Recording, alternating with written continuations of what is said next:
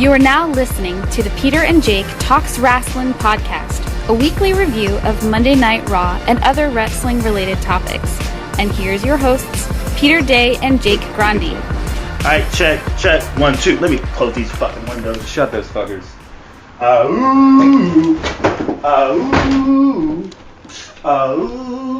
How's it going, y'all? This is Jake. Do do do do do. Do do do do do. Do do do do do do do do do do do do do. This is Peter, and you're listening to Jake and Peter Talks Wrasslin. Oh, I like how you said that. Oh, shit, I'm out. Butthead. Jesus Christ.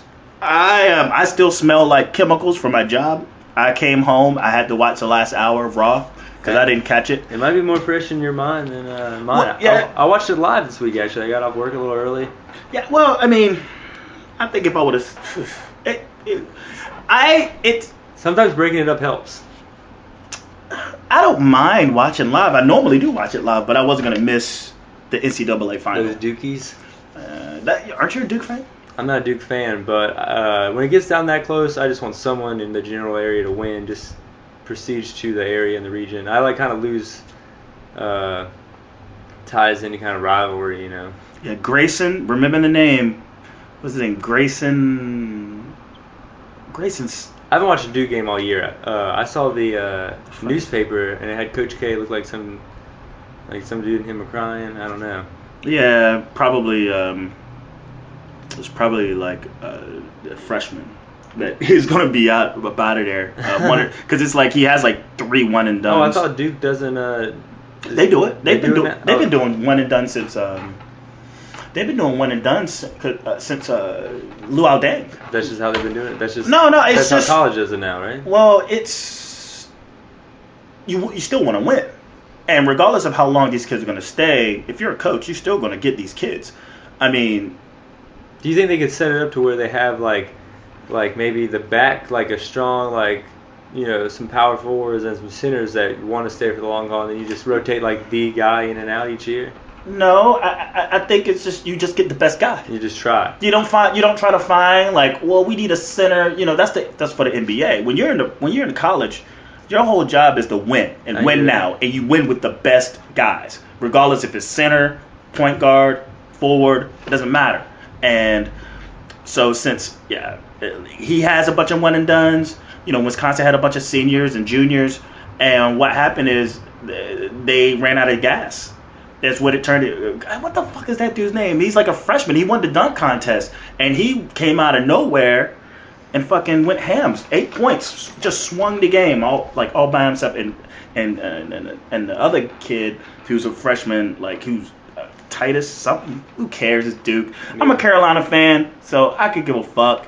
I just wanted to watch it, so I say I watched it. I could, it's not like I could just go to some website and be like, yo, let me go check out the upload to the basketball game. That just ain't gonna work. Exactly. I might as well watch it live and then catch Raw later. For sure. But I tried to watch it last night and it was so boring.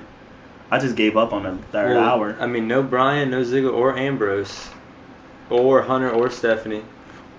Those are 5 key elements. Well, they modeled it because of it. You know what else was going on that day? They had to back off. Yeah, they knew the basketball game was happening. You had the NCAA basketball men's final. You had opening baseball day. Yeah. You had, which I'm surprised Cena made it, because Red Sox all day. Yeah. I mean, you also had Better Call Saul. The season finale. So that's just those 3 alone. It's just like, dude. And right after WrestleMania, people do need breaks, People have been nursing injuries instead of taking breaks for a few months trying to get to Mania, and once they're there, they should take a break. I mean, not necessarily. It's just that it's the NCAA final. I mean, it's a special case, an opening day. I just think that, if someone is somewhere with a phone and they know who the fuck Triple H and Stephanie is, they were probably sitting in some fucking baseball arena somewhere, chilling. They're like, fuck this. We got to back off anyway. The ratings aren't going to be as great. If they pull out at least a 1, a 1.3, that would be a successful night for them.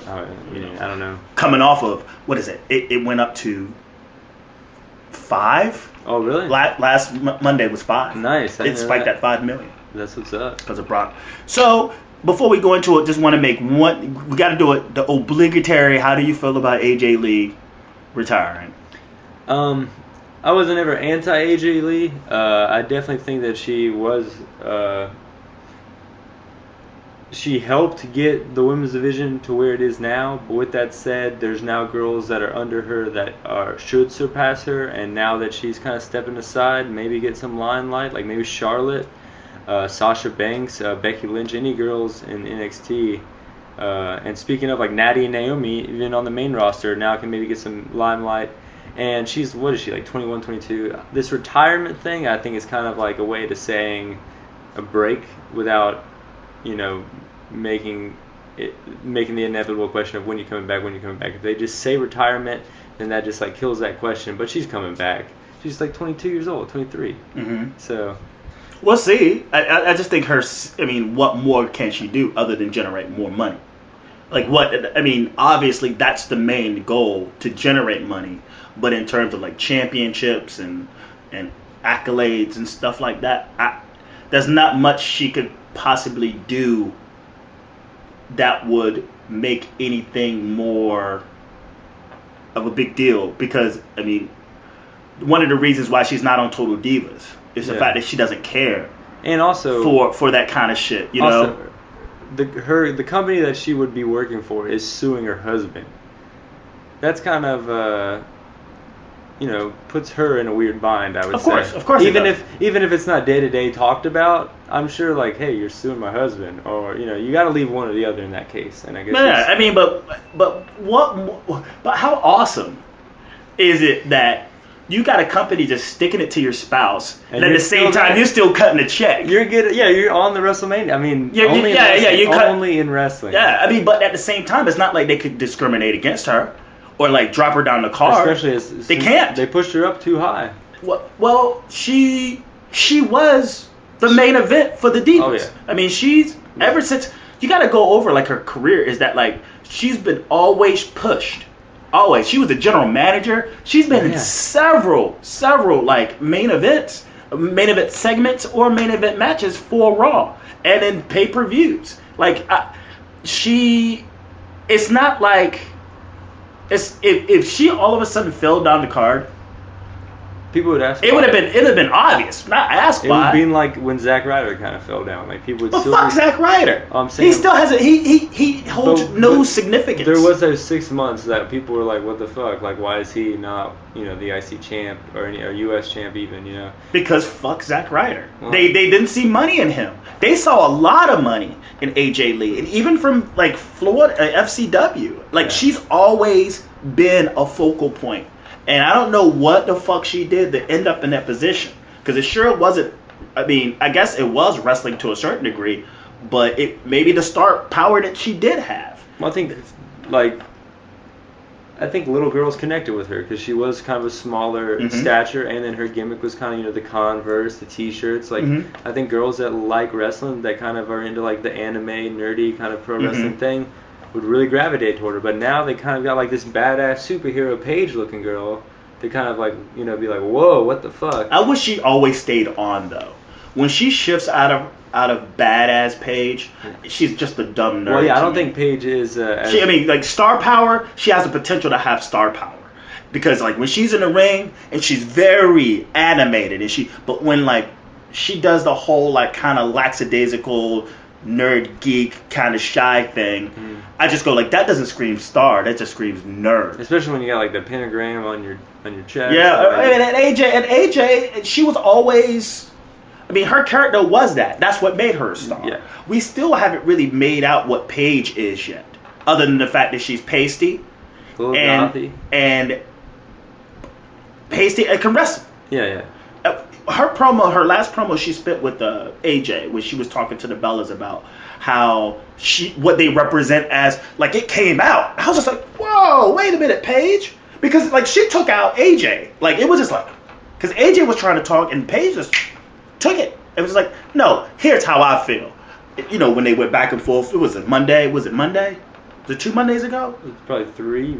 It was the Monday before. It was the go home show when it looked really heated. I'm just whatever. You ask me how I feel about Paige, but AJ, I just go like, you know, I never cared. I never cared for her. I guess if you can go back, listeners, if you've gone back and listened to previous podcasts, I mean, for her as a character, I didn't mind, but I was never going to praise her as an in-ring performer. Well, she would do the that one. What was her finisher called? The Black Widow. But then toward the end, she would just not lock that other leg in, and I mean, call me whatever, but that would just irk me every single time, where she would just like kind of leave. At first, both legs would be locked around like in a head scissors.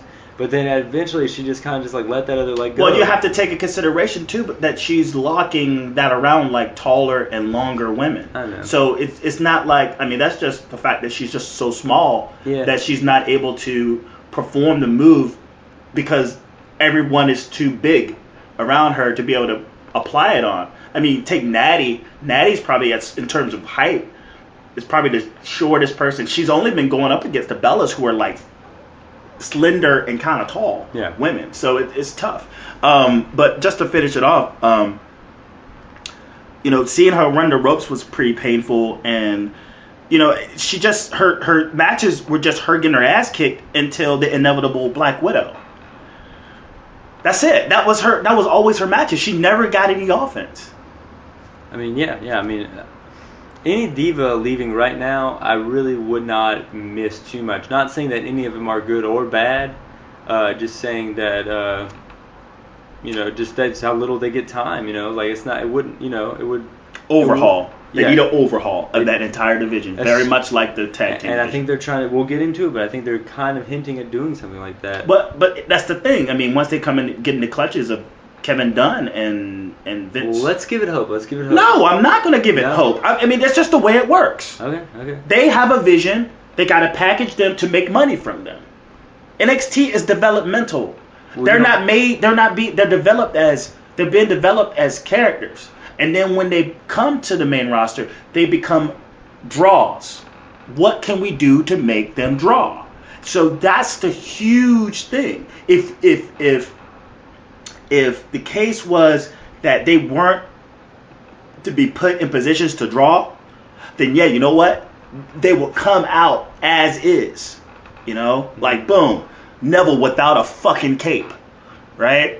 Yeah. As is. But how can we sell this? We got a whole fucking machine, but we about to start rolling some shit out. Let's see what. You know, it's sad. It's just sad, but that's the WWE machine. When you agree to go to developmental, you agree to go through the process of Vince and Dunn and Dusty and P.S. Hayes. It's just Pat Patterson. That's just the way it works. Yeah. So.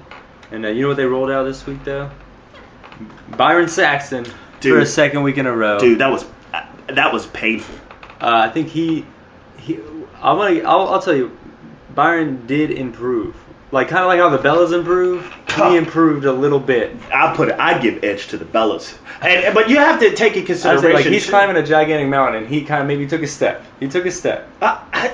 Even at the beginning. Did you notice how Booker T was just like, it was like this awkward silence from Booker T, just kind of stared at Byron Saxton, kind of left them to dry a little bit. Well, I mean, if you've been doing comment, I think they kind of have the like the big brother kind of mentality with him, and I think it comes off a little too much on the show, especially with him and JBL, like two 20-year vets. Drowning him out. Yeah. Like this whole, and we ain't gonna speak on it too much longer, but they drowned him out. The entire, he was missing his cues. Even at the pin, Byron was about to go to break. Well, Did you hear that? Like, I did not.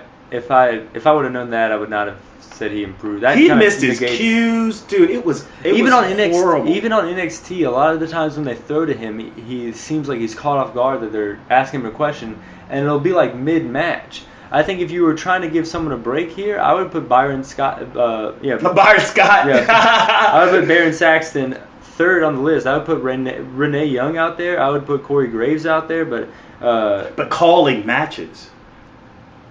I mean, Graves isn't. He's called NXT matches.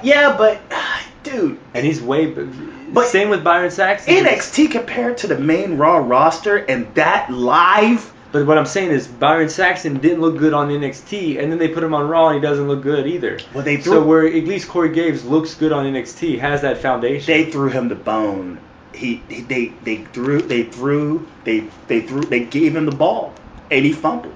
And maybe he'll like roll onto redemption. Who's the other dude that they had on SmackDown? I forget his name. Justin Roberts? No. That does NXT now. Corey Graves. No, the other guy, the other dude. That kind of sounds a little like Michael Cole a little bit. I can keep it. Well, yeah, it's another guy because it was. Yeah, they got two guys that look similar. Yeah, it was Cole. Byron Saxton and Corey Graves. Yeah, it was Cole. The other guy, they were trying to make. He would have done a better job than Saxton, but I think they're trying to run and they're trying to diversify it. And I think it would have looked better if they just had Cole's seat empty. That would have made more of an impact because every time they cut, you would just see that empty seat and remember, and that would be just a way of reminding you. You wouldn't need a video package. Yep. Especially if you're gonna have Byron Saxton sucking it up and going to break during a pinfall. That just shows you that he's not even fucking watching the match. And it was I don't care if the paper says it and Vince in your ear is saying go to break. If you see the pinfall, at least be like, we're going to break. 1, 2, 3. Like at least try to count. Like because it's almost like he was like, and we'll continue this match as Raw. It was just like, and then it was like no, motherfucker, it's a pinfall. Yeah. It was the RKO and then the pin. It was an amazing thing, wow. But we'll see what happens with this. And it sucks that he dropped the ball. And I see him as the future. I still see him as the future. But man, he could have showed a little more. I've been here before. But I guess I don't know. Well, whatever. Raw was in Austin. It was a good casual crowd. They weren't crazy like last week, but they were a good crowd, like comparison to other Raws. I feel like Austin is always a good crowd. But it's Texas though, and Texas is a pro babyface crowd. Yeah, which is a good break from. I feel like we needed that as a viewer to like, okay, back to reality. You boo, you cheer. These, you know. Mm-hmm. Other than say what Cena is, but nevertheless. Well, Cena's polarizing. He's up there, yeah. And then Rollins comes out with Kane and J&J Security. Big Show standing by his trophy. Eventually gets in the ring. They're just pretty much cutting that basic, beginning of Raw authority. That's a cool spot, though. To him to just go out. That's cool that he goes out and just stands by it. Oh, yeah. That hit his b-boy. It's like almost like you want to laugh, but it's not like funny, like jokey, but it just like looks so good. It looks like, cool. Yeah. It actually like it's just like look, yep. Whatever. I just think it looks cool. Aesthetically, it looks cool. And then they just basic promo, and then Randy Orton comes out. They announced that Triple H and Steph. They come out. The crowd won't let Rollins speak at first. He's getting that Vicky Guerrero heat at first, where he's like, I just want to say boo, and every time he tries to start to say something, they booed and booed and booed, and then they announced that Triple H and Steph isn't there, which is just like okay, all right then. And then, I just want you to forget that part because I felt like that was pretty significant. I remember they said something like, they were chanting, you sold out, and he was like, I thought we were over this by now. Yeah. Which, that is kind of an older chant for Rollins. That was like last year, But it's cool that he's just, kind of picking up that heat.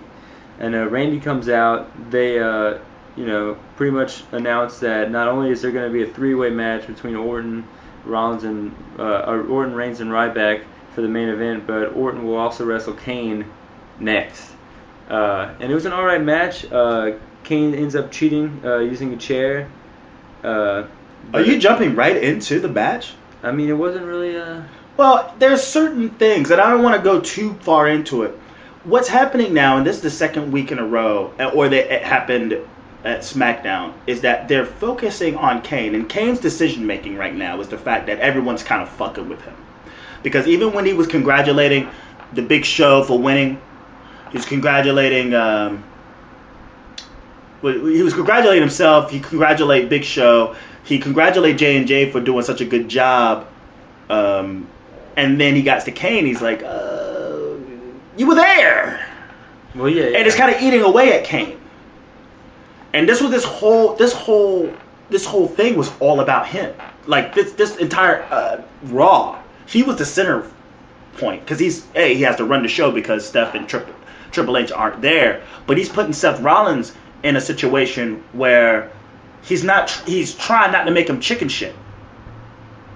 It's like, no, you be a fighting champion. But he's a little deterred by the fact that everyone's having success than him. And you can tell he's just kind of eating away at it. And this is him setting up the match because Orton called him out on SmackDown about like, man, I don't remember the last time you ever had a WrestleMania moment, kind of thing, you know. Yeah. He'd fuck around and turn him babyface. Like that's what's happening right now. Yeah, you put the mask on and people are gonna cheer him because that's that nostalgia pop. Just like how New Age Outlaws come back every year, Undertaker comes out of Mania. It's kind of the same deal with Kane now. I would feel like, why wouldn't you want to do that? But nevertheless, he loses tonight, uses the chair, and then Orton, comes back at Kane after the match and RKO's him.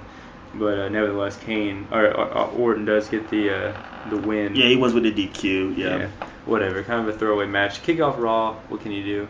They make mention about the AJ thing that we've already spoken of, and then Rollins and Kane in the back. Check it out. So Maddox makes a return. I love that. And this segment itself actually turned into what happened on SmackDown.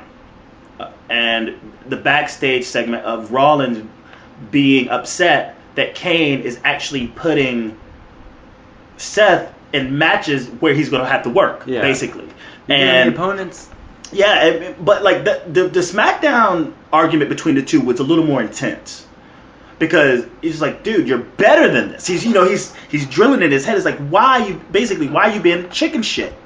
Like why are you gonna put me in a match against Orton? Because you're better than him.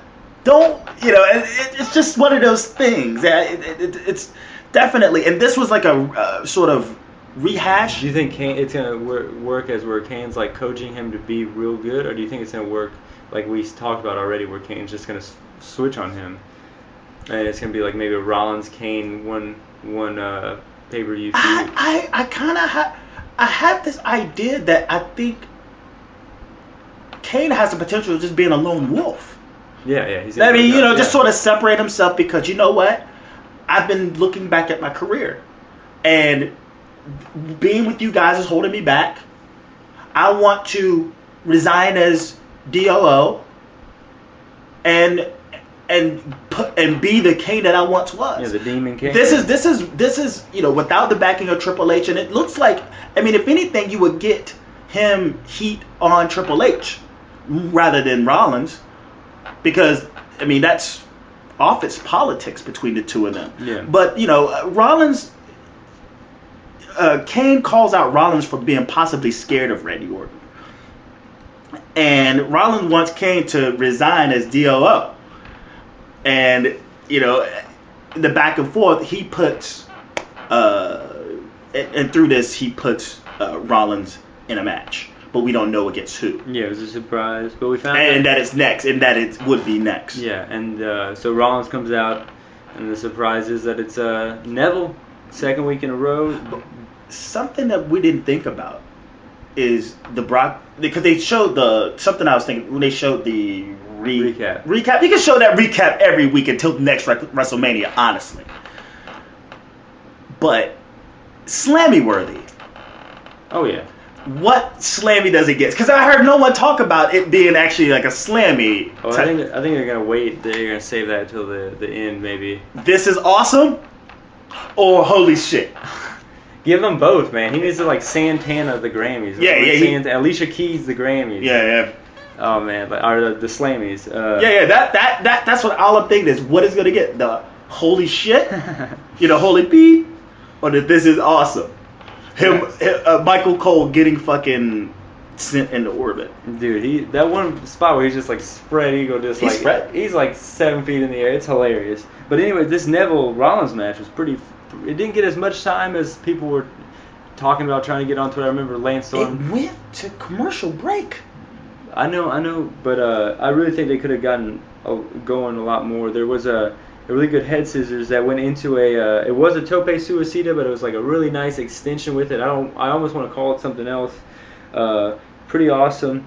Rollins tries to go for the buckle bomb at one point, but Neville reverses it into a head scissors where Rollins would hit his head onto the turnbuckle. I thought that was a pretty good spot.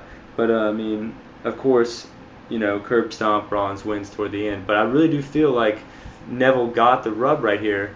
And if you put him up against another top star, like maybe they put him up against a John Cena or maybe even like a Big Show or something like that, it would not have gotten this reaction. This was a perfect match to put Neville over without having him actually win. They just gotta be careful with the whole running down the smaller size. You think they were running him down right here? Well, I mean, because you're a big proponent of if you're on TV, you're not getting buried. No. I didn't say buried. I said running him down. I said you gotta be careful because right now between Sheamus, because Sheamus right now is running down all the smaller built guys. Yeah. Right. That's the whole thing. Yeah. And that's what Triple H and Stephanie did to Daniel Bryan. Now you got Rollins running him down. He calls him a pipsqueak. Right. Now, granted, he's a pipsqueak that can fight really well, but still, you just want to be careful because what they're trying to do with him is try to make him into this. I mean, like this loose. The word got out about trying to make him to this Mighty Mouse character. He has a fucking cape. He's called the thing what land. What is it? Air. Gravity, the man that gravity forgot. They're really trying to run with this. They're really, really extremely trying to run with this. And they're also trying to view into the fact that he's a small guy. And I just go, be careful.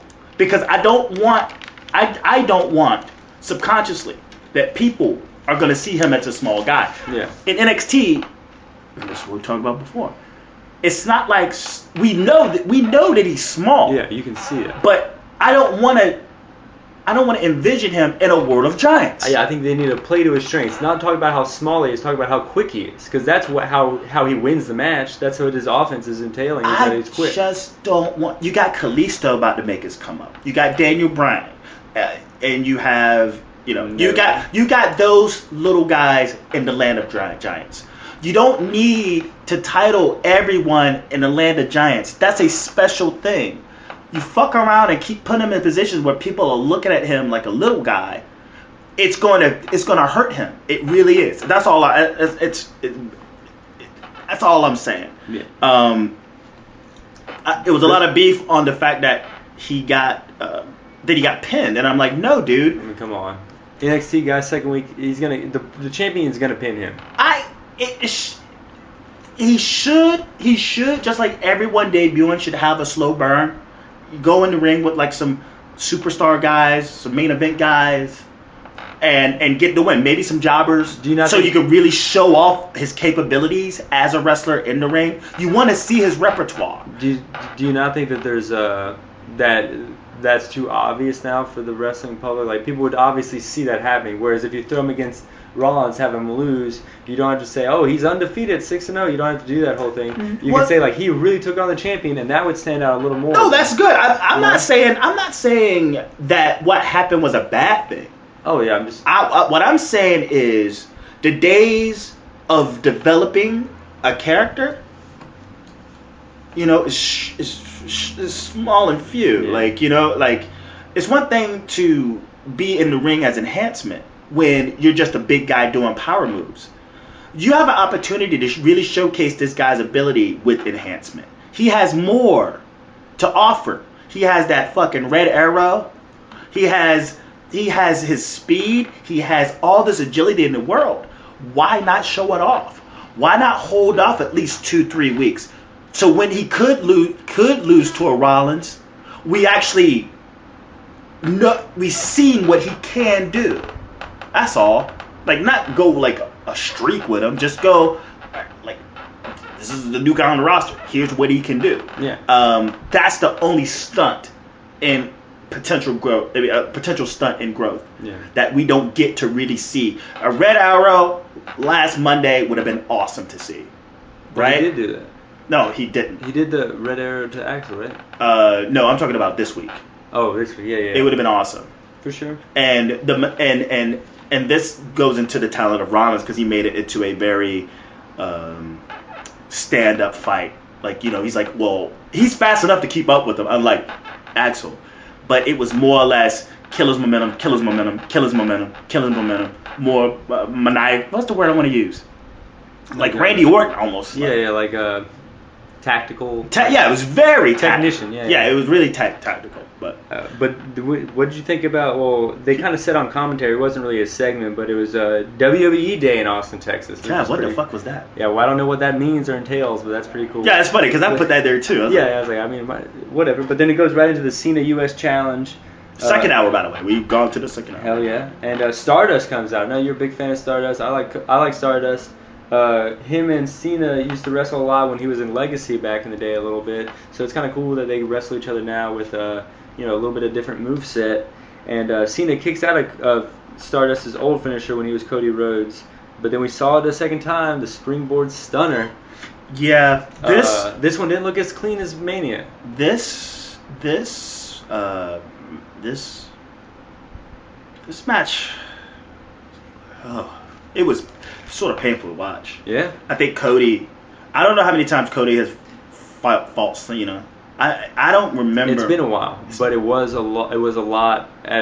When it happened a lot. Yeah, it was rust in terms of when it's rust. It was rusty. It was a very rusty match, and like even there was a botch by him by Stardust. I think it was right at the beginning, and I think it was about to have been like a sort of barrel over Cena's back into a move, and you could see them just do like an awkward stop. And I was just like, yo, that's weird. But I think it's just, I don't know.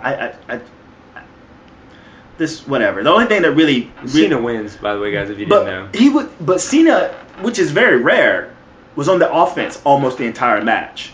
I think what they're going to do is kind of like hopefully get the respect of all the guys, all the fans that don't ever cheer Cena with this U.S. title run. They're going to keep him in the mid card. They're just going to have him a fighting champion as the U.S. champion, so people don't really feel like he's getting thrown down their throat. I wonder if they're going to run with this whole open challenge promo, because he's done the same promo 2 times this week. Two times. Oh yeah, with the announcement. It's the opportunity promo. This is basically like this is the country of opportunity, and this belt is going to represent opportunity. I mean, I kind of like the storyline there though, how he's just like defending the belt that he has, and like I mean, I've said it before that like in Japan and stuff, the main stars of back in the day you never see them go away and come back every Mania. You kind of just see them kind of go down the card a little bit as they get older. So it's kind of cool that John Cena's been on top for 12, 13 years now. So he's still a focal point of Raw. He's got his segment, but he's bigger than the belt kind of. But don't like make that known that he's bigger than the belt. Kind of just give him his own thing, which is what the U.S. title is. Helps out the U.S. title, helps out the mid card, and it kind of helps out Cena in the aspect of what he needs when he can do the Stone Cold Stunner. He can do the Cena Kinrana, and that could get the respect level up of all these internet fans who boo him no matter what. You pay attention to the in-ring story of this. Did you pay attention to like what was actually happening in this match? I watched it live, but it's been a few days. But I just remember being like not that. It was an alright match. Well, yeah, it was lackluster match. It was a TV match. I guess just because I'm someone who just, it's hard for me not to pay attention to detail. Yeah, well, what was up? But the fact that Cena's within his offense, he was quite vicious. He was very vicious. He was hitting Stardust really hard and standing and looking over. And he was making that face. It was kind of a heel face during the match.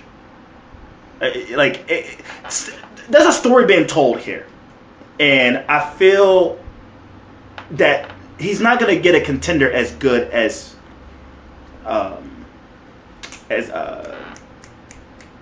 Ambrose, and I think it's going to wear thin on him. The fact that once upon a time I was on the top of the card, and I was going up against the likes of Brock Lesnar, the likes of Triple H, the likes of The Rock, and now I'm facing Zack Ryder.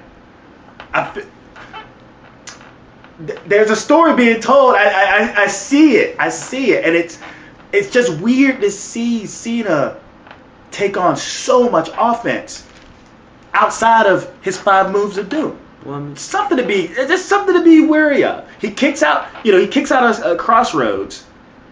Yeah, kicks out the Crossroads. Yeah, I thought that was awesome. Yeah, springboard stunner. They go back and forth into the AA.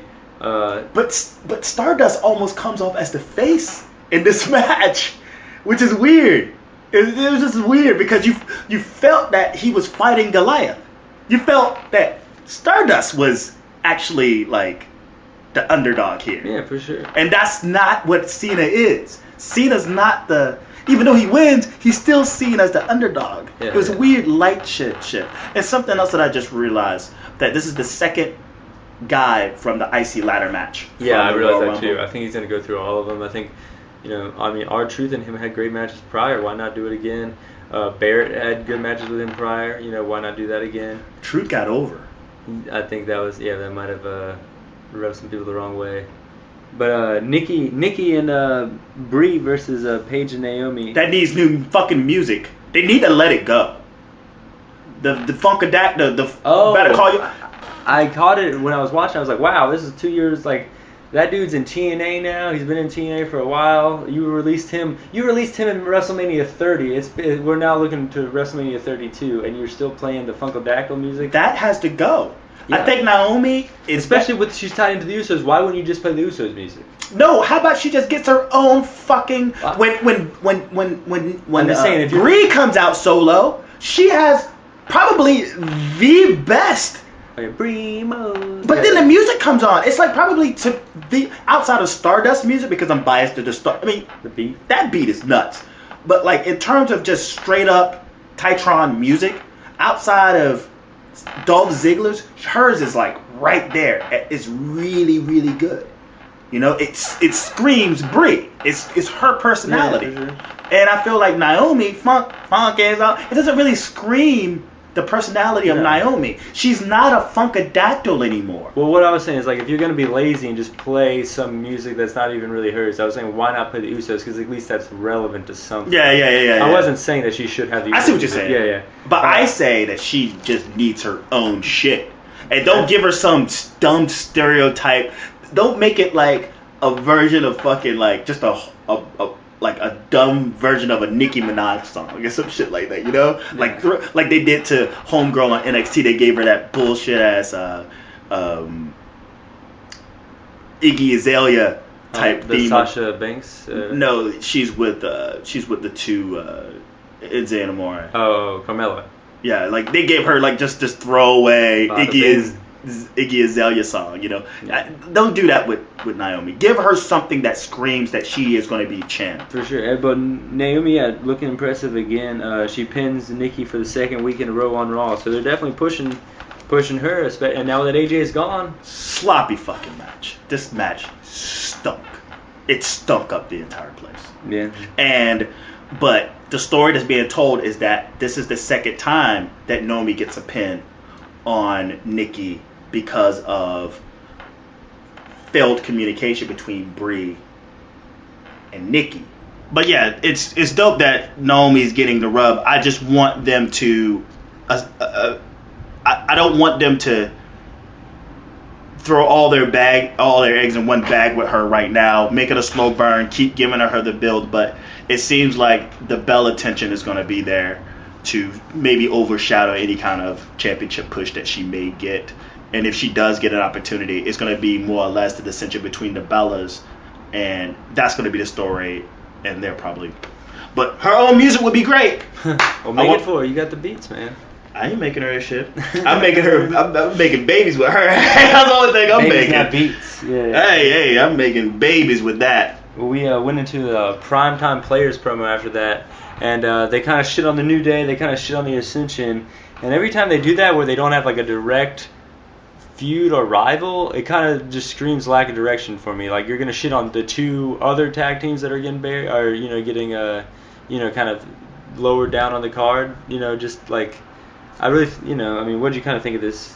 The way I see it is that what they crack mostly on the Ascension, but they brought up the whole. You don't like Kofi? Don't show my chest, Kingston. Yeah, like they were actually responding. It wasn't even like they were cracking on them as much as they were responding to Big E and Kofi's tweets. Oh, I didn't. Yeah, because that's the thing. Like Big E made a comment like it called them jigaboos. And like the word jigaboo showed up, and then Tyler Perry rejects in a tweet. Which one was? No. That was Big E's tweet. Big E saying that to them? Yeah, and I think they all responded. But that was the one that I saw. They all responded. It's like, yo, toughen up. We're talking shit about you because we're not on your team. Toughen up. Yeah. Basically, that's basically what they said in this. You can't talk about your chest, and yeah, we can't talk about your hair, and blah blah blah. We talk about you. Like, toughen up. That's how I saw it, and then they just moved on. But like, it seems like they're gonna just with the Ascension. It's like, well, at least the Ascension's getting mentioned. How much rather them getting cracked on than not be spoke of at all. That's true. Yeah, it was a good promo. It was good. It reminded me of like the '80s promos, back in the days, complete with the backdrop and everything. It was kind of like old schoolish. Did you not pick up on the vibe? Or? I don't know what they're going to do with the prime time players. That's my only thing. I think they're just setting up main event superstar tag team storylines right here. And why wouldn't it just helps the storyline go a little bit? If you're going to have them wrestle every week on Superstars against the Ascension, why not make a little promo about it? We don't even know how the hell the primetime players are even a tag team. Yeah, they went away, they came back, no one really mentioned why. Whatever happened to Slater Gator, they didn't even mention why. Well, Slater's going through that. He had to leave. Well, I know that, but like I'm saying, in storyline, they never explained why Titus O'Neil would leave Slater, and then all of a sudden, end up with Darren Young. All this is to me. Now, I'm just trying to figure out what they want to do with the primetime players. Are they just going to be like these clowns who are like poking fun? They were falling pretty fast separate. So if I'm a fan of these two guys, so putting them together I think helps them keep jobs. So I think the potential in Titus O'Neil is that he could be a monster. I mean, look at the guy. The guy is like, he looks amazing. He's like 7'12". Yeah. I mean, he has the bodice of a god, and he could be, he ain't no fucking big overlord guy, but he's a big black dude that looks great and actually has some wrestling ability. So you can build him up and feed him to somebody. I mean, like, you could definitely do that. Yeah. Dan Young, on the other hand, he still has nothing. I mean, there's never been anything about that guy that's ever stood out about me, other than the fact that he looks like a darker version of John Cena. Yeah. Like, I don't know why I need to care for him. Like, I don't even see him in a singles. Like, who would you pair him up with? Like, well, I don't think that's. I think that's why they made him a team again. Is because these guys are falling quick. So I hope he turns on him. I hope Titus turns on him, because that happened before. No, right? you got to cheer for Darren. You want Darren Young to turn on, so then you have the big monster. Like, I hope Titus O'Neil whoops that guy's ass. Darren Young's not that good in the ring for me. Like, I don't know. It's just whatever. I never cared for him. Why should I care for him now? Because he's gay? Like, no, I'm sorry. He's never really stood out to me. Whatever. Ever. But people are like, oh, blah, blah, blah. I'm like, no, dude, no. I'm surprised that they're doing this, because he went after him after the WWE about that whole Dubai thing. Well, they let him go, and then he came. I think they rehired him, or they got him off suspension. No. He never got suspended. That would have been a horrible PR move. I don't know. Yeah, but I thought that he would get like some sort of something for speaking out. So now they're putting him out there, and I still feel like they have nothing for him. This is nothing. Yeah, it's just a promo. Harper versus Ryback. Ryback is the second man to wrestle in the three-way main event that will have a match earlier in the show. This was a real good quick match. Big press slam to start things off by Ryback. Nice back and forth, but Ryback does win with the shell shock. It was real quick. Harper's always good, even though he didn't really get a chance to show off how good he can be in this match. Yeah. But it was really for Ryback, just to push Ryback. Basic Ryback match. He seems like he's kind of he's over. What do you think? I didn't like the way it ended. Yeah. What would you have done? Well, I wouldn't have made Harper go out like that, because he missed the move. It was so quick, like I can't even remember how he got into the shell shock. It was just like he went for a tackle and missed. Ryback moved, and he basically shoulder tackles the Oh, the turnbuckle. The turnbuckle. Yeah. That's basically it. And he put his ass up in the shell shock. He doesn't even get a meat hook. I don't know. Harper. I don't know what the hell is going on.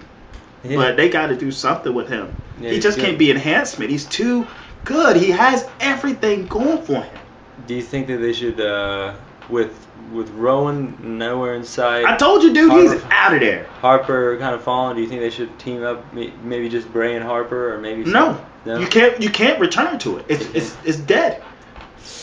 I know you're right, but it just hurts me to think about it that way, because that was gold right there. Those three guys together. Harper, if anything, he needs a gimmick change. This Brooklyn Brawler meets fucking. Was it the Bayou Brawler? Yeah. I mean, it's just not working. I think you can clean him up. I think you can clean him up and make him into. You don't have to necessarily make him into like a super serious character, but he could be something of an IRS, of IRS stature. Like all of a sudden, he's just transformed into what he was before he joined the cult. That would be better than him falling like he's doing now. Cut the beard, clean the hair. I don't like all that. Where you're going. He's not going anywhere as this Harper. He's not going anywhere. He's losing. Did he get the win? No, he didn't get the win over Ambrose. He just threw his ass through the damn. Oh, the ladder. And the table and the announce table. Yeah, and then we go back to the back. Renee Young talking to the New Day. Renee Young just pretty much asked him, "Hey, people are chanting New Day sucks. What do you think?" Kofi just says it hurts. I think Big E says it hurts, and then Kofi said that it was disappointing. And then Big E tells this story about how this guy comes up to him and says, like, I think the New Day sucks, but my little brother's a big fan. Can I get an autograph? And he says he signed the autograph just to keep it positive. But I'm like, come on, man. It's one thing to chant New Day sucks in an arena, but stories like this where you hear the guy comes up and says, like, oh, I think you suck, but, let me get this from you. Yeah, I think what's happening, because even with Kofi, he was like, if we don't clap, we snap. Yeah. You're seeing, and even from the time, he was like, why y'all so positive? Because if we let loose the fury, we'll put everybody in the hospital. Y'all don't want that. So I don't know what's happening with the storyline in terms of why, because they all seem like they're kind of forced. They're robots of happiness. Like they're not really presenting themselves. Well, in their true life. To happen, right, with all that. It was supposed to be these guys teaming up, and then Mark Henry was supposed to be like the main guy. Yeah, until the Ferguson shit. Yeah, until the Ferguson. Yeah. And I understand that, but like. So but I was just saying, I guess you could see where you would go, and like if they had a direction, then all of a sudden they had to change the direction real quick. I think like that kind of just threw the whole gimmick, whole gimmick away, but you still team them up. But I don't think you have to do a kayfabe. Like, I don't think you have to kayfabe that up, though. I mean, this is, in this story itself, the New Day story itself, regardless of, say, what happened and change the direction, I think it's a pretty good idea to you take these three guys who have a potential of being, like, really, really violent and very, very violent, but they choose not to. And as much positive energy they're trying to express, they're just getting nothing but, like, shitted on. Yeah. Like, you know what I'm saying? Like, that's a cool story going on right now. But then you'd have to have them lose a bunch, right? No, you just have to see glimpses, just show glimpses of them being frustrated by it. And that's what this match was.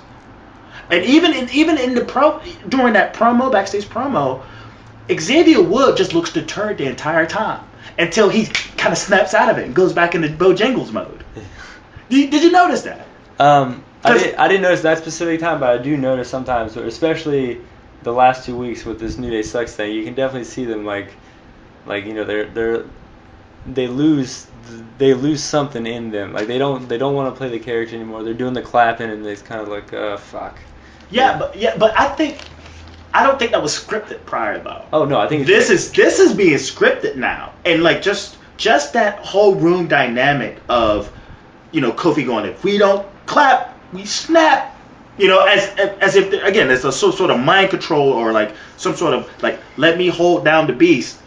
But they want to let loose. They do want to let loose. Yeah. Like and that's the reaction of Wood. Like let's go. Like because he's like. You know, he just kind of perks up like a dog, like, you know, like all of a sudden he's just like happy. And it just seems like it's like the Ren and Stimpy. You watch Ren and Stimpy, right? I have, yeah. You know that happy, joy. For sure. Like they have the machine on their head to keep them happy. And they have to break the machine. That's all I'm saying. Do you know what I'm saying? Like this is killing them to be happy. Like this. And they're getting all this negative energy. And like during the match, if you don't mind, but yeah, they wrestled the Lucha Dragons. yeah, so New Day, which is Big E and Wood versus Lucha Dragons. the Lucha Dragons.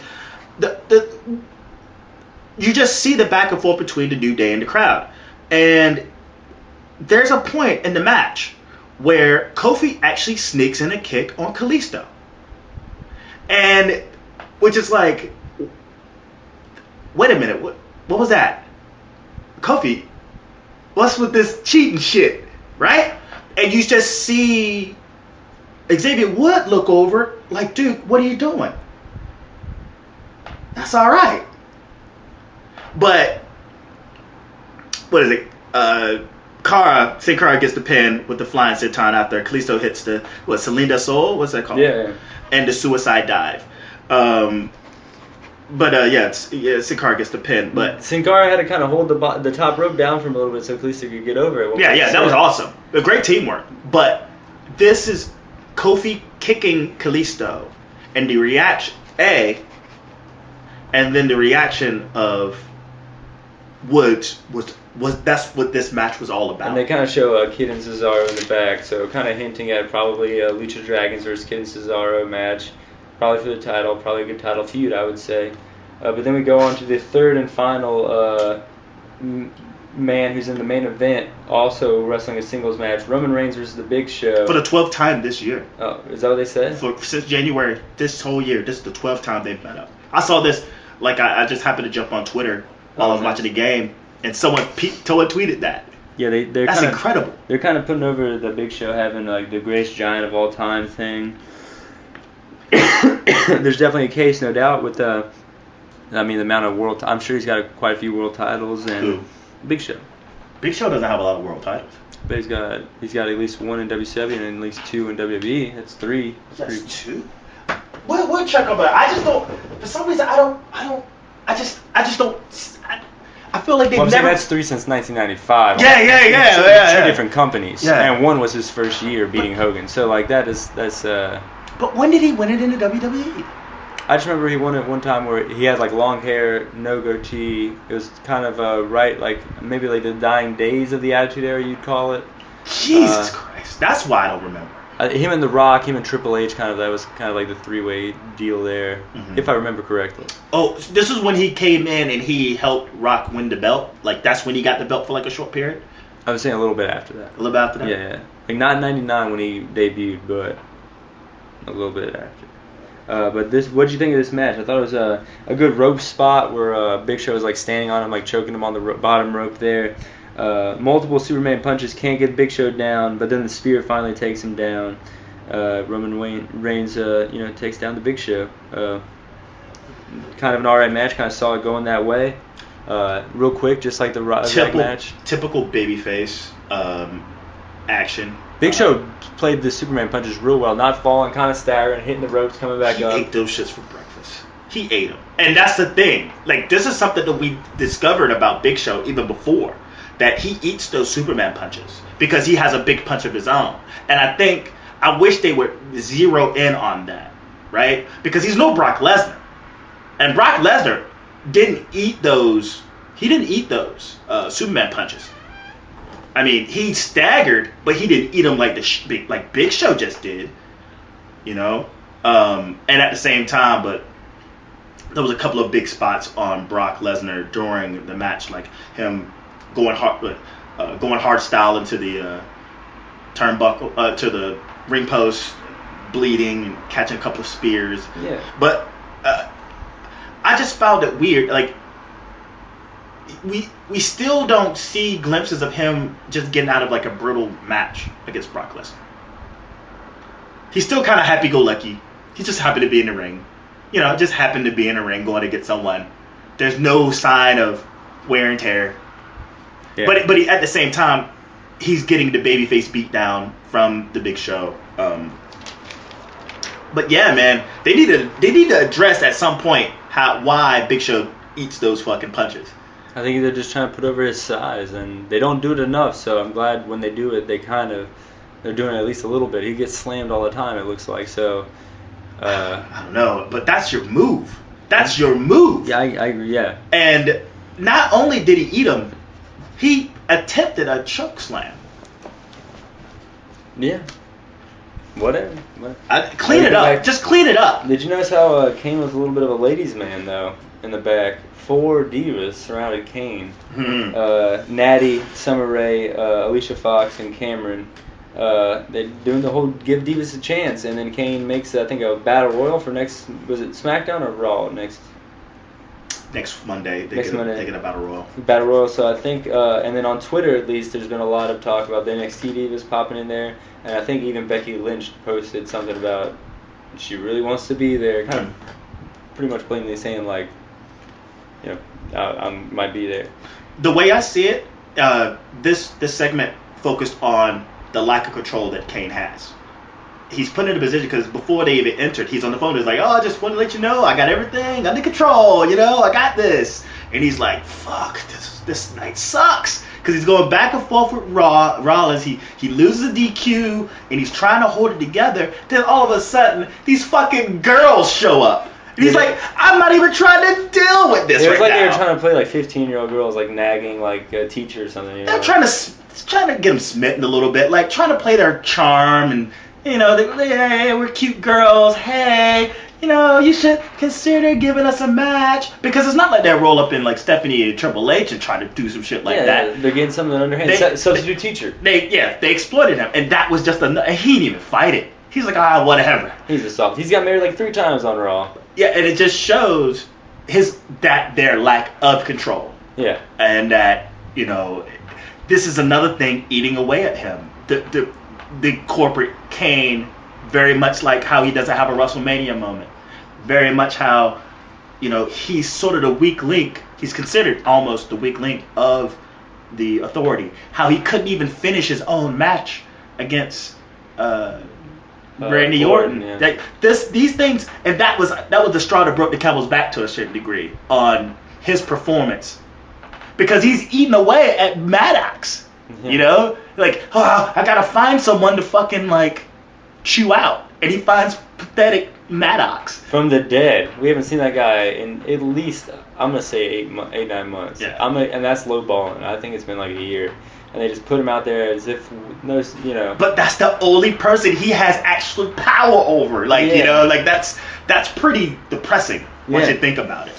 And then we had Roman Reigns promo, and all my notes say is just not much to it. They're really, he just kind of, I beat the Big Show, and I'm gonna win, and whatever. I'm Roman Reigns. Anytime I can see Renee Young, I'm okay with that. Yeah, I mean, I didn't turn the channel, Damn right. Sheamus came out, cuts a little promo, kind of, calling the fans, which he says like maggots or he calls them insects or something like that. He's talking about the insects of the WWE, that these little bugs, Yeah. He's basically running down the smaller guys. That's his whole promo. Yeah, and then Mark Henry comes out. I would appreciate what a real man looks like. He's becoming a bully. Yeah. Be a superstar, man. Yeah. It kind of reminds me of Silas Young in Ring of Honor. A little bit like the real man stuff, Oh, I love Silas Young! Yeah. Oh! I think he's like, Sheamus is like summoning his inner Silas Young, which is pretty... But Silas Young rules! Silas Young was a little He makes valid points on what a real man is. Well, I think, they can't hit that much on USA Network or whatever, but I think I wouldn't be surprised if he's kind of watched a little bit of Silas Young. His whole thing is basically he is Triple H. He is out there speaking in the voice of Triple H and Vince McMahon about how these little dudes from the indies thinking they could come into a big man's world. No. This is the land of the giants. And I'm going to show you by beating you all, you little insects, you little bugs, you little pipsqueaks, that yes, you don't belong here. And this is basically, this is the sentiment of Triple H. This is the sentiment of Vince McMahon, of who he sees as WWE superstars. And Sheamus is basically that, I don't know, like you've seen the Never Ending Story, that the wolf who was the messenger for the nothing, you know? Yeah. That's what he is. He's just a messenger. Yeah, for sure. To take out all these small guys. But is it just me? Or does Sheamus' new music sound very NXT-ish? I mean, I can't recall what the music actually sounds like, to be honest with you. It's not like ashamed to play. No, I love the same. Shake your hair. No, wash your head. It always sounds like they're saying too many limes. Yeah, too many limes. Too many limes. Where's my bourbon coat and rum? No, but but yeah, it sounds like an NXT sound. You know, it sounds like what's the word I want to use? Library. It sounds like library music. I'll have to pay attention next time because I didn't really. It's just stock. I just can't get over the mohawk with the braided beard. Like I'm still looking at that. Like what is? Like I mean, it looks. They look stupid just to get like a little heat, but I think it looks kind of like. You know, you miss wrestlers looking ridiculous a little bit. You know, it's kind of cool. Like, that was something I was listening to a Solomon. He said, man, it actually works out. Like, he stands out. It's good that he stands out. You know, regardless of how stupid he looks, at least he stands out. Other than what? Harper? Who else stands out? Stardust? Yeah, Stardust, you would say. Yeah, just like characters. Yeah, Harper, you know, Stardust, like you said. I'm trying to think of like... No one else. I mean, I think that's why the Lucha Dragons are so over. It's because they're just like, holy shit, mass trampolines coming in, you know? Like, yeah, the Lucha Dragons are over because they're the fucking Lucha Dragons. It's just, they're exciting to watch. Yeah. But, you know, you look at everyone else. No one else. I mean, the Usos tried to stand out a little bit with the face paint, but it's like... Yeah, but then they started wrestling. Then they started wrestling the Dust Brothers, and it kind of looked, you know, like two face painted brothers. It kind of like was like redundant a little bit. Yeah, it looked like 1991. That's what it looks like when they're out there. I mean, 91, they knew at least not to put the two face-painted teams against each other. Yeah. Well, whatever. But before he could finish his small man promo, Mark Henry music hits, and you get Mark Henry versus Sheamus. Home cooking for Mark Henry. Yeah, Austin, Texas. Austin, Texas, and he gets a big. You know, he went to the University of Texas as well, right? I know he's a big fan. He might have gone there. I'm not sure. Yeah. So Sheamus tries to play the chicken shit at first, and you know, Henry kind of gets a little offense on him, but ultimately Sheamus makes short work of Mark Henry, and he gets the win with the bro kick. Yeah. I wish they would have given maybe another finisher because, like, you know, maybe kept the bro kick in the arsenal, but then, like, Sheamus is, you know, means business this time. Maybe another thing. I wish he was more dirtier. I wish some low blows. Low blows, some rake of the eyes, thumb to the eyes, because he's playing a bully, you know, and he shouldn't just upright beat a guy. Yeah, pull some fingers, poke him in the eye. Yeah. Like his character is that. He doesn't want to face anyone his size. So if he has to face someone his size, he's going to do whatever it takes to show that he only feels like facing someone smaller than him.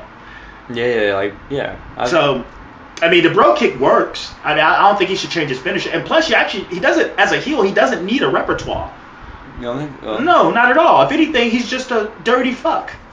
And he just punches and slams. And, you know, a lot of takedowns, headlocks. You know, what more do you need to do other than, you know, when he gets a little guy, now, yeah, he could display strength, but he can also pester the guy, like, which is funny because Rollins' match against Neville was what should be how Sheamus fights the little guys. Yeah, you're right. We go into a Bray promo where he pretty much says, like, I mean, he didn't say it, even though but he's announcing that he's the new face of Fear. He didn't, but even though he lost, He's calling out somebody though. who do you think it is? He's like, I see you out. I'm like, I don't know. Maybe it's Kane. Maybe this is tying in the bringing out the demon Kane a little bit, like we're kind of hinting at. That's a bit of a stretch. I know. Fantasy booking. Maybe. throwing it at the wall. I mean, it's a stretch. I'm not saying that it's obnoxious. What if it's like maybe it's Harper? Maybe they're feuding now. That crossed my mind too, but I go, is he talking about Sting? I thought that I didn't want to say that because I thought I was gonna get shit on because I'm just such. But he's not talking about the face of Fear.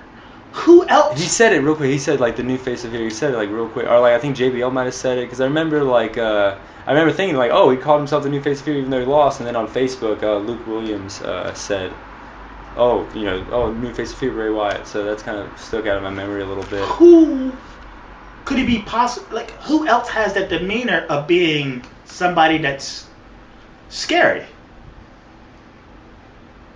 That would he would even talk to, or even address?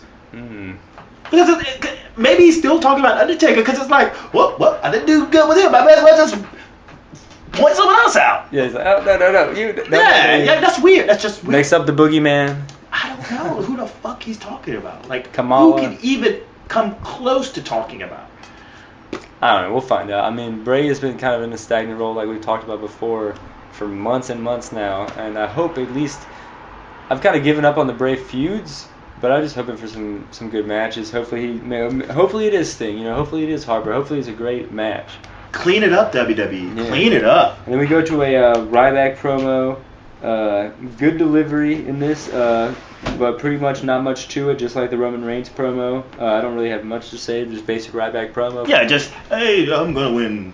Yeah. Then it goes into Miz and Mizdow. I think they really threw something away special here, giving this away on TV. They could have at least got this to Extreme Rules. Especially since you set it up at Mania perfectly, why would they not put? I mean, it was a great match for what it was, but why is Mizdow still with the Miz gimmick? I think that's the story now. I just think that's supposed to be a little funny, Like the dueling Undertakers. Remember that? I think that was like 91, 92, where the two Undertakers wrestled each other. They have the same music, the same attire. There's something happening here. Now, is it about how he thinks he's a better Miz? Is this what's happening now? I think it's just supposed to be a little comedy spot where, like, oh, he thinks he's him. I'm not writing it off. I'm sorry. I just can't write it off. It could have been. There's some psychology going on in here. It could have been better, but he blocks a low blow, and he goes, "Really?" Like that was that. The Miz wins clean though. That's no, he doesn't win clean. He sneaks a victory.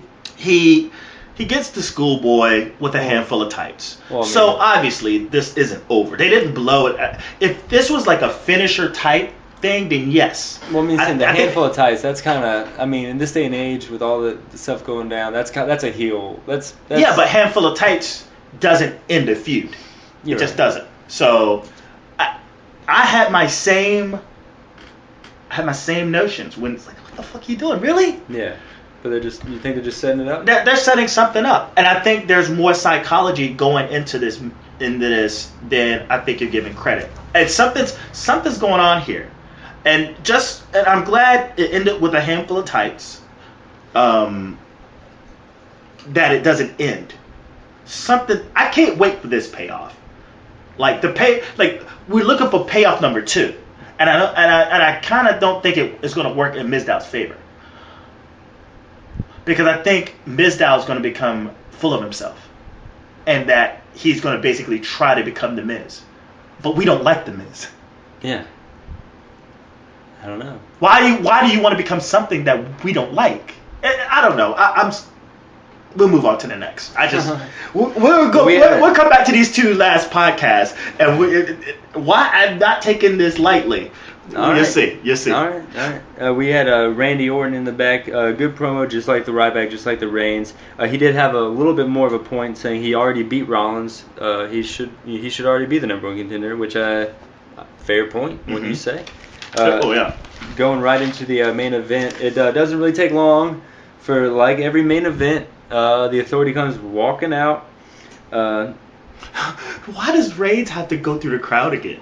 I thought that was obnoxious. I think having these guys wrestle once before really killed this main event, especially with the crowd involvement. Especially when you have guys like Ryback who needs to feed me more, and the Reigns coming through the crowd to get a big reaction. Anyways, if they've already done that in the night, they're not that stoked on seeing him a second time. Yeah, but Reigns got the intro. Yeah. And he had to walk through the crowd again. I just thought that was what a minute, Groundhog's Day? Did we?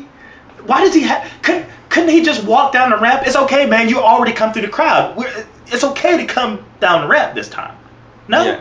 I mean, I think he should come down the ramp every time now. It's not the Shield anymore. They're not fighting. They're not like the Hounds of Justice anymore. He's like. If he fed more into the idea that he was getting energy from the people, Orton gets more energy from the people than fucking Reigns. Yeah. He's actually trying to muster. Like, there's a part where he's like, come on, yeah. Because Orton is the ring manager this entire match. You could see it. I mean, it was as clear as day that he was calling the spots. Did you see? There was one point where Ryback laid Reigns out, and Reigns is just laying, and then Ryback gets the crowd going to feed me more. The crowd does it, and then it kind of like calms down, and Ryback goes, "Get up, Reigns," or "Get up, Roman." And then like you see the announcers or you hear the announcers crack up a little bit, so you can kind of tell like a little. I'm sure that's gonna make a botchamania. Did you catch that? Maybe. He was just like he was doing the. He was like doing the arm thing. Oh yeah, get up, yeah. And you could tell he was like trying not to break character, but he was like, get up, like he was like real voice, just like, what are you doing, man? Like, get up, Reigns. But yeah, my whole thing was I thought Orton had initial advantage in the first place because he fought first. So the closer to the main event, if you had a match, say. Like Reigns just had a match, so I couldn't rule him in for even being close. And then Orton, it's almost like that tornado match in reverse. Say what happened on the people that were in the IC ladder match, they did on SmackDown like this tornado match, where like basically everyone come out one at a time, a gauntlet. Yeah, gauntlet. That's what I'm talking. Yeah, gauntlet, and the last person that came out won. So in this case, whoever had that match first had more of an advantage. Yeah, so that's exactly what happened. So Orton, he back there eating grapes, drinking orange juice. Maybe I don't know. He's just chilling, eating. Yeah, Orton wins, but then right as after he pins, I think he hit Ryback with the RKO. Orton wins, but then right at the end, Rollins hits him with the curb stomp, and then you just leave with Rollins celebrating with the belt. I think they're doing a real good job putting over Rollins as a shithead heel. And don't forget, like when the Authority came out, when everybody was kind of laid out, they got closer to the ring. Yeah, Reigns did the big. Yeah, they did the fucking. He gets some height on those jumps, man. He's an athlete. Yeah, he's doing good. I shit on him a lot. People shit on him a lot. That move is sick. I just love how he doesn't touch Show though. But it kind of goes down. The show kind of goes down. Like, all right, I gotta sell this.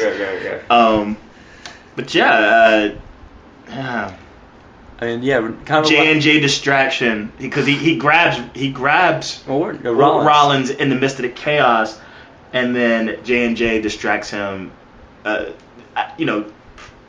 He gives the RKO to Ryback. Yeah, he gives it right. I mean. I guess that's a way to have because Orton really didn't win handedly in the first match because Kane attacked him with a chair or whatever. So this was a good way to have at least not two wins. It pretty much didn't do anything. Everybody got a singles win except for when the Authority came out. Then Orton happens to win it after all these distractions. A very stagnant Raw. But it's only fair. I mean, I didn't go into it thinking it was going to be this great thing because there's so much more going on that day. I mean, it's like, what are you going to do? Throw out all the big guns when no one's watching? Well, no way. At that same time, I mean, I don't expect the big guns. I knew Sting was going to be gone. I knew Heyman was going to be gone. I knew Brock was going to be gone. But you're not going to have a Ziggler match. You're going to have... Nail it in. He's still suffering from a concussion, You're going to have Reigns wrestle twice and not have Ambrose wrestle. You're going to have Ryback wrestle twice and you're not going to have Daniel Bryan wrestle. You're not gonna have Ambrose wrestle. Mail it in Monday. You couldn't have Kane attack Ambrose with the chair instead of Kane attack Orton with the chair. Mail it in Monday. Hey, I mean, that's what it was. I mean, call a spade, and next week they're not gonna have the distractions. You know, everything's gonna be done. I mean, baseball. All right, we got through our first week. We're not gonna have these finales. No more NCAA. Well, the only thing you're going up against, maybe, possibly, is the women's. Like, no, like everything's not really going. The coast is pretty clear. The coast is pretty clear on, and you know what? They're gonna bring the heat. It's just, I knew this was gonna be mail-in Monday, and that's what we got. We watched it either way. We did a review. We did, yeah. Well, whatever. It's always going to be good. It's pro wrestling. Lucha Dragons did all right. Rollins and Neville. I mean, come on. And you know, it gave some people opportunity, especially for Ryback. I mean, I don't know. Especially for Ryback? Yeah, because he got a lot of TV time this week. That's true. Did you watch any other wrestling other than WWE? Was there? There was a Divas match, right? We reviewed a Divas match, didn't we? We reviewed a Divas match, but it was horrible Divas. Oh, yeah, okay. I'm just trying to think. Like, But have you been watching anything else other than WWE? Man, it's been overload. So I'll be honest. I saw the. Did you see the Ibushi AJ match for New Japan Invasion Attack? No, That's but I definitely did. Worth watching. No, I know. I watched the Access. The last thing I watched was I tried to watch NXT from last week, and I fell asleep because I was fucking beat. But I watched the Access of the last Access posting of New Japan when it was the AJ versus Okada, and I forgot what. Dude, okay. I forgot what because it was 2014, 2013. I think it's 14 at this point. It's 14. If AJ's in there, I think it's 14. Okay, 14. I saw that. I'm not sure though. Don't. That event, whatever the fuck, what was that? What event was that? I'm not too sure what that event was, but this Ibushi coming back to the real time. The last, even though it's you're not caught up yet, that match, Dave Meltzer says it was match of the year. Fuck Dave Meltzer and his matches of the year. I think if he gives it the title, not saying that it is my match of the year or anything, but when he says it like that, it's worth. Dude, he gave someone a match of the year in January. This is a great fucking match. It should not be. Normally that's high praise. I'm not trying to steer you away from this match, Peter. No, I just go match of the year. Like until the next match of the year, I just say, hey Meltzer, hold up your match of the years until the year end. All right, yeah. Please do me that favor. And then I watched. If it's good, it's good. I'm gonna watch it now that you bring it up. But it's not. Dave Meltzer called it a match of the year. It's not gonna make me watch it any faster. Well, Jake Groney's saying match of the year. Yo, you're not saying match of the year. What was his first match of the year? I'm not sure. He says it quite a few times. Because it's gonna be tough to top that WrestleMania main event. It's gonna be tough as nails. I'm just saying this was. I don't know. And then I also watched the Ring of Honor. I watched the 2 Evolve shows from the WrestleMania weekend. I watched the Ring of Honor Supercard of Honor from WrestleMania weekend. That has a really good Jushin Thunder Liger versus Jay Lethal match on it. I thought that was pretty good. And then I watched the From Out of Nowhere PWG show with Trevor Lee in the fucking main event, North Carolina's own. Trevor Lee main event? Yeah. I guess who? Roger Strong. Roger Strong? Oh yeah. Fuck Roger Strong. He's got the belt. Yeah, he's whatever, dude. Paper. Roger Strong, he won that belt on some bullshit. I don't like him. I mean, not because he's a heel. He gets X-Pot heat from me. There's nothing special about this guy. Yeah. He's just some dude. Ham and egg. I can see how you. Okay, all right. What's so special about him? At least Adam Cole has some charisma. I would say that like every move he does, it's like emphasized. It's like meaningful. It's stiff. It's snug, and you can tell he does it with emphasis. He is never bored in the ring. He bores the fuck out of me. He makes Randy Orton. Interesting. And that's saying a lot. But Randy Orton's been rocking though. Yeah, That's true. Yeah, Randy Orton has been picking up a little bit, but and the way he even got the title, the PWG title, was bullshit.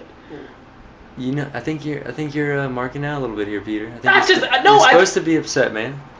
I'm not marking out. I'm just saying, like, he's bland. The way he got the title was bland. It was bullshit how he got the title. And so it doesn't help him. Like, I see if he was like, man up, because it wasn't even chicken shit. It was just like, oh yeah, you just fought for 4 hours. I'm gonna come in faking an injury, and you know, at least a chicken shit would actually cheated. You know, somehow he would have fought but cheated, not fight somebody. It's not cash. It wasn't a cash in. It was. I mean, yeah, but like it felt that way. Didn't you? I mean, I didn't feel that. He felt like a guy who was a dirtbag. Oh, yeah, I mean, I think that's what they're going for. But I mean, I don't know. And O'Reilly made it interesting. And we're talking what? That was a few months ago. Because it was a few months ago. Very much like when Ziggler cashed in on Del Rio, and Del Rio actually made it a fight, like a legitimate fight. Like, you thought he was just gonna come in and cash in and be over. Yeah. No, it was like a good 5-minute match. Like, O'Reilly went from doing like a 45-minute match and then had to have another 45-minute match. Everyone's drained. What more can you get out of this? So you mean to tell me someone has to sit here for an hour and a half while you try to play chicken shit on someone? Well, they was definitely over in the room that night. But whatever, man. It's all good. Yeah. None of this PWG shit. we're already. No, we're at our time. JG Pro Wrestling Fashion the World podcast comes up toward the end of the week. PJTWCentral.com. Sailor Lexi for the Dang We Love Divas when that's coming out. Be sure to go back and check out all last week's stuff and the week before. We post these up every week.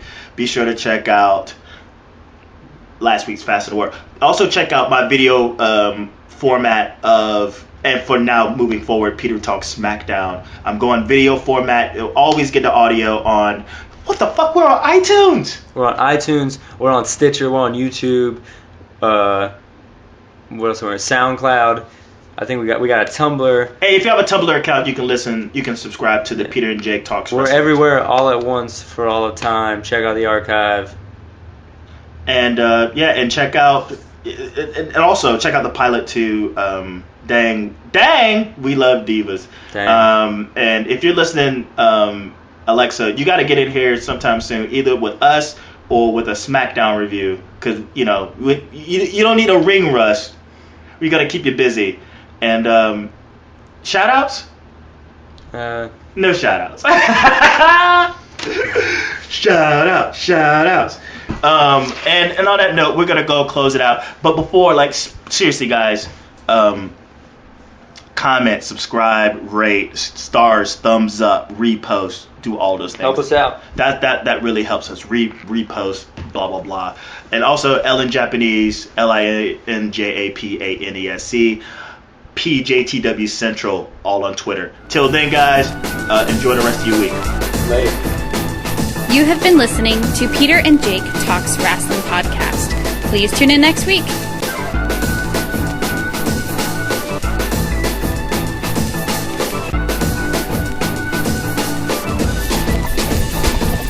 like, come on, y'all, get live, get down. It's like, come on, y'all, get live, get down. I said, come on, y'all, get live, get down. I said, come on, y'all, get live, get down.